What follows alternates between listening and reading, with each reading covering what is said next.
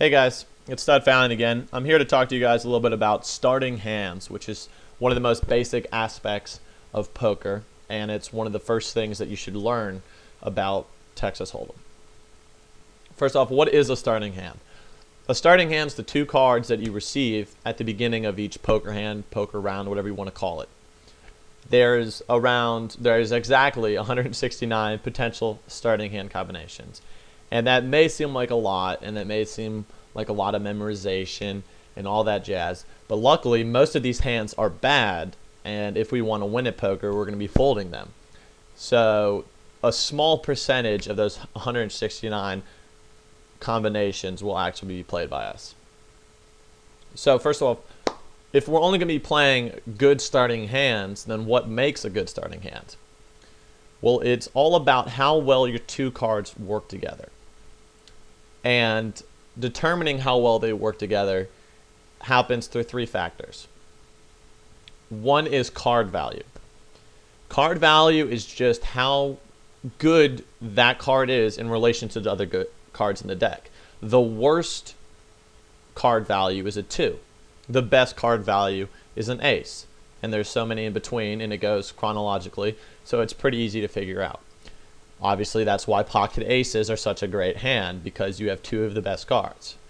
Pocket twos isn't one of the worst hands in the game, but it's not that good because you're holding two of the worst cards. The other factor is card connectivity. Card connectivity basically means that the two cards, how close the two cards are in that chronological order. So for example, a connector starting hand is two hands that are right next to each other. So that'd be, for example, a queen and a jack, a 7 and a 6, a 5 and a 4. Now, your cards can have some sort of connectivity and still not be one after the other.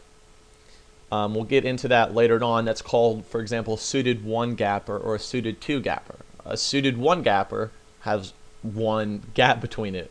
So a queen and a 10 would be a one gapper. And I think I just accidentally dropped suits as being a good thing, because the last thing that makes a good hand is the card suits. It's better if both of your cards are of the same suit for various reasons, and that would be a flush, the chance of hitting a flush. But those are the three most important factors when determining how good your whole cards or your starting hand is. So let's talk a little bit about playable starting hands. There's going to be, once again, three types of playable starting hands. You have your pocket pairs. That's obviously when you start out with a pair. You either have two twos, two aces, two jacks. Now there's a bunch of different reasons why pocket pairs are good, but just a few examples, 2 examples to be exact, would be a 3 of a kind potential. For example, if you have ace-ace, and then on the board comes another ace, well then you have a 3 of a kind. Another good reason is what we call an overpair potential. And that means that your pocket pair is higher than all the cards on the board. And we'll get into all of that later once again. Another type of a playable starting hand is what we call a high card value hand. That's when you have ace-king or ace-jack. You have two good cards. So usually you're going to be dealing with face cards. You know, jack, queen, king, ace when you're talking about this. And the reason why that's good is obviously a lot of times you're going to be hitting the top pair on the board. Obviously top pair means the best pair as opposed to having the middle pair or the bottom pair. Having two high value cards is good because you'll have a better kicker. Now what a kicker is if you have a pair, for example, let's say you have ace-king, and an ace comes down the board, okay? So you can have a pair of aces, but someone else can also have a pair of aces. Let's say that someone else has an ace-jack. Well, that's when having a better kicker comes in, because if you both have the same pair, then in order to determine who wins, you look at who has the best next card. So if you have a king and your opponent has a jack, you will win the hand even though you both have a pair of aces. And the third reason, or the third type of a playable starting hand, is a suited connector.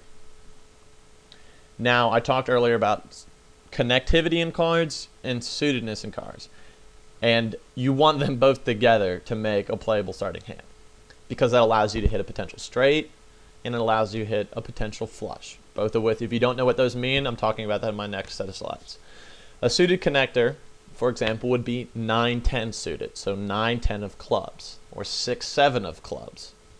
And as I said, that will give you some straight potential, and that will give you potential for a flush. So, these are the basics of what makes a good starting hand. And so you'll really only be playing these kinds of starting hands. If you want to know why, my next little short video will be about made hands, and you'll start to see why all of these hands work out so well is because they'll end up becoming some of the best made hands you can make. So I'm going to sign off here, and good luck to you.